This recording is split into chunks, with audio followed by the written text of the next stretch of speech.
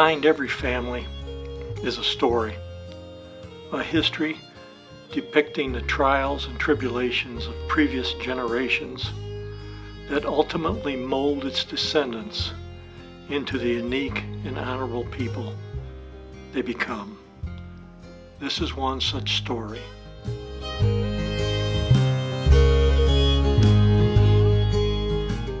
As the 19th century was ending, adventurous and determined pioneers set sight on a barren prairie known at the time as the Dakota Territory.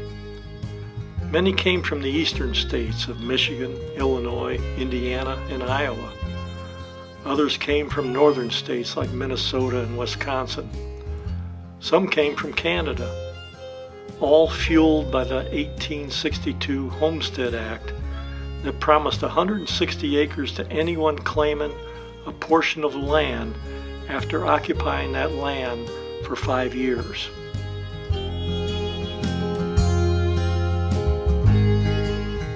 Among those venturing into the unknown was a young 19-year-old named Rensselaer Dwight.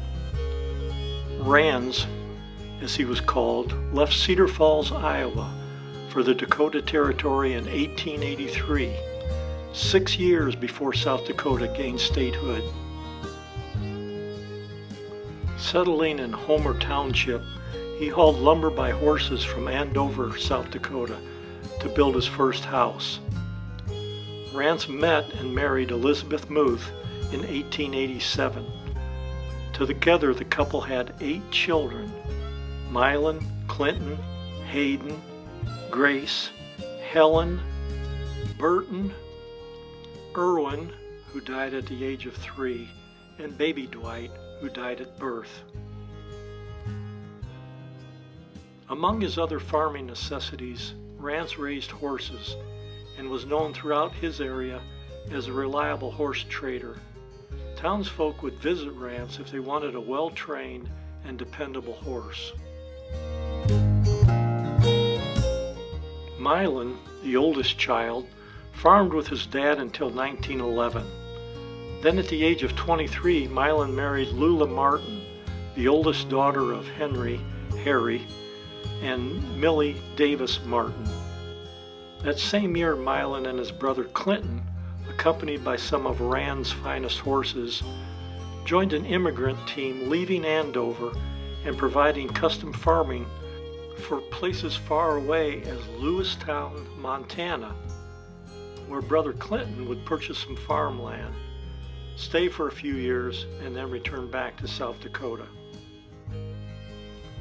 Lula's dad, Harry Martin, at the age of 18, ventured with his family from Ontario, Canada, to the Dakota Territory in 1887.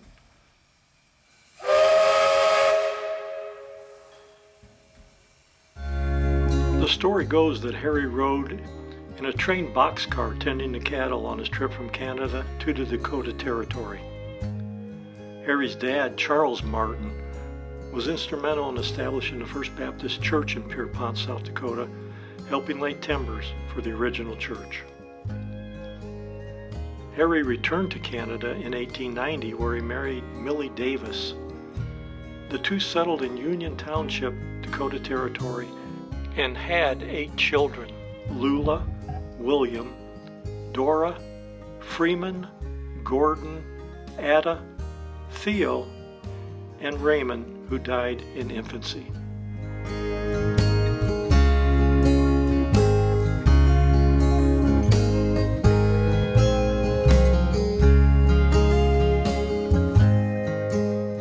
Mylan and Lula, as children, both attended school in the Pierpont area.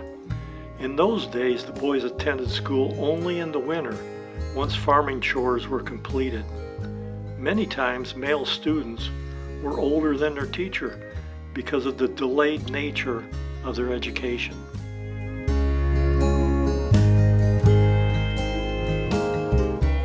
Mylan and Lula lived in the Pierpont area their entire lives.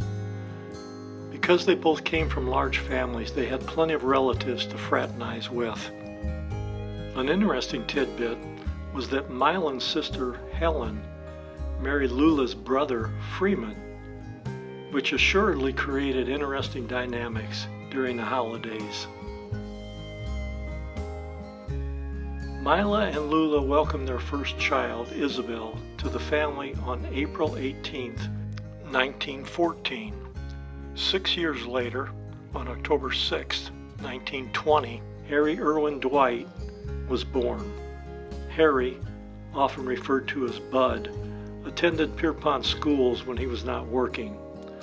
The 1940 U.S. Census has Harry single and working as an unpaid family farm laborer in Union, South Dakota.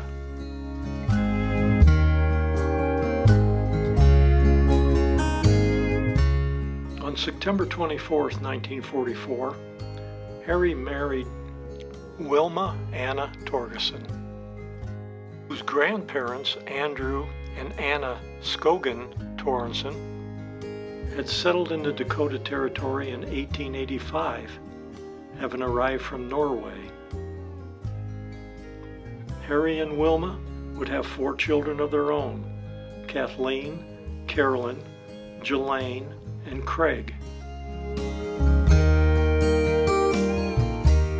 Throughout their 44 years of marriage, Harry and Wilma collectively worked to provide for the family, just like their parents and their grandparents had done. Early in their marriage, Harry applied the skills he had learned on his family farm to his own land. In the mid-1950s, small farms were struggling to compete with the new conglomerate farms, and Harry and Wilma purchased a grocery store in Miller, South Dakota. After 4 years, they sold that store and went back to farming before Harry found his true calling as a carpenter.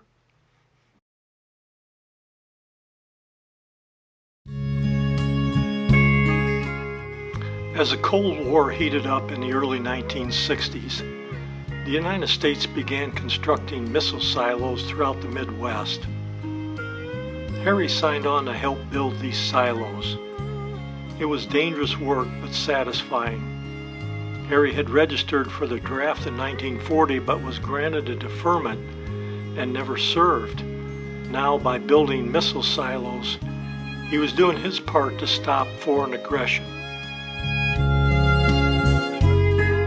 By the mid-1960s, with the missile project complete, Harry was again looking for an opportunity to apply his carpentry skills. His break came when his cousin Boyd, his Uncle Hayden's son, 5 years older than Harry, told Harry of the need for construction workers in Indiana, where the U.S. steel companies were expanding. This time, instead of developing open prairie, as his father and grandfather had done, Harry helped build a new aspect of America, industry. In 1964, Harry moved the family to Michigan City, Indiana, where Harry would live the rest of his life until his passing on December 19, 1985.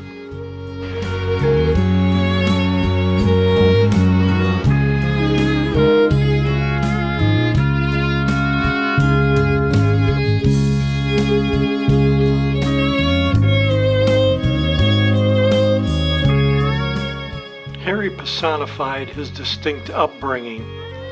Both sets of grandparents had been pioneers, adventurous homesteaders seeking a decent life for their families, uninhibited by the perils of the prairie or by the hard work. They became pillars of their community. Harry exemplified those traits. When work became scarce in one area, he moved on to find an opportunity elsewhere. He was a quiet man who listened more than pontificated. He never rambled about his lot in life, though he had plenty to be proud of. His strong physical presence was accentuated by his humbleness and most of all by his sincerity.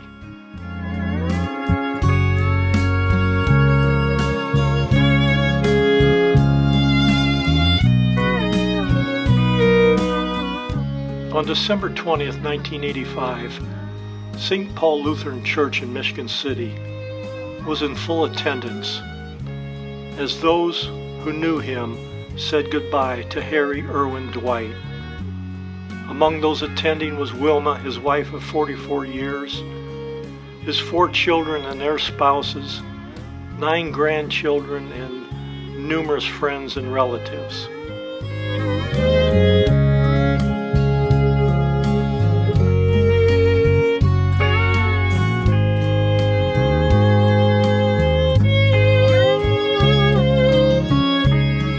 What started 100 years earlier in the open innocence of the North American prairie had manifested itself into a bountiful harvest that continues to this day. The ancestral lineage of Rensselaer Dwight, Milan Dwight, and Harry Dwight, the pioneers who pursued America's dream of independence, opportunity, and humility, are part of American heritage we take for granted. Be it working with horses, introducing electricity and running water to our homes, or building factories and missile silos, let us never forget the dedication and hard work put forth by our ancestors to make our lives more comfortable and secure.